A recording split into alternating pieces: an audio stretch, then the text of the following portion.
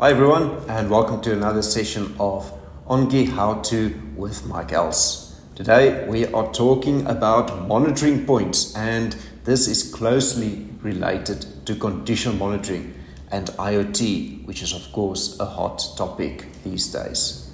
So the purpose of today is just to quickly go through what is the typical things that we need to think about when we decide to implement a monitoring point or condition monitoring solution within OnKey. All right, so here's a little bit of a decision tree which we'll use as the backbone for this discussion. And it's very important to have these kind of backbones when we start talking about implementing these things, because it gives structure to our discussion together with our OnKey consultant. All right, so first off, you'll see there's two sides. One side is the automated reading, and the other side is the human reading. So automatic sensor that continuously measures the machine or the sensor and collects data. The human side, we need to have someone that goes out to the sensor or to the equipment, take readings, and then manually add that into the system.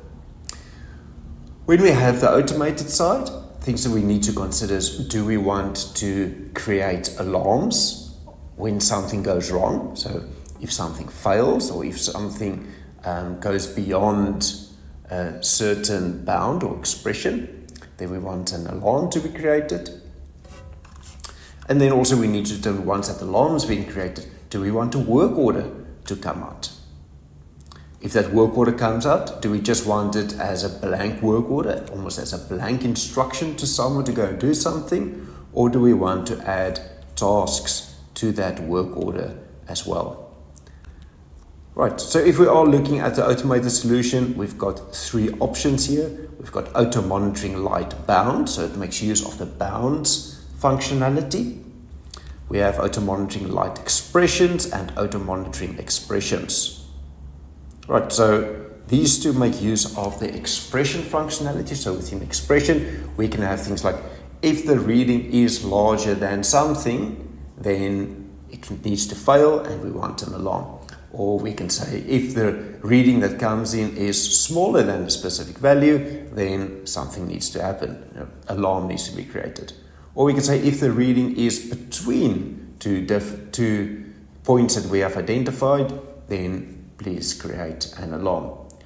Using expressions, we can also take in various different readings and we can combine them into a formula to basically give us another reading, and it's that reading on which we will actually create an alarm if necessary. Take into account something like oil. For oil, we want to have the temperature, but as well as the water content within that oil. And those two readings together should only fail a specific point for us. All right, then on the other side, we've got the human intervention. That's where a person goes out and actually collects data from a machine. First option there is very simple. It's just taking a reading only. So using a work order, we can instruct a technician to go to, let's say, the water meter reading and take a water meter reading, just so we can trend how much water are we using in a specific period. We can also instruct that technician to take his handheld condition monitoring device, let's say vibration analysis, go out to a pump or motor and measure the vibration or the temperature or something like that. And based on his knowledge or something that we've written in the instruction, they can just pass or fail that inspection, which in turn will create a follow-up task.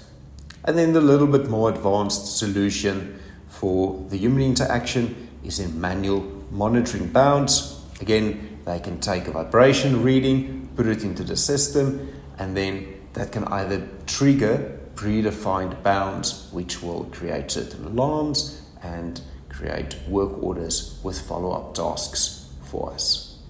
All right, so this is the basic discussion that we need to have when we are talking about monitoring points and condition monitoring. All right, if you have any questions about monitoring, condition monitoring, please get in touch with us and we can delve into this a lot deeper and assist you with your condition monitoring journey. Thanks for watching and thanks for using OnKey.